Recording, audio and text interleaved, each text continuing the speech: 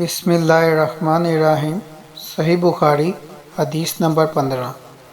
हज़रत अनस रज़ी अल्लाह अन्हा से रवायत है कि हज़रत सल्लल्लाहु अलैहि वसल्लम ने फरमाया, तुम में से कोई शख्स ईमानदार ना होगा जब तक इसके वालिद और इसकी औलाद और तमाम लोगों से ज़्यादा इसके दिल में मेरी मोहब्बत ना हो जाए।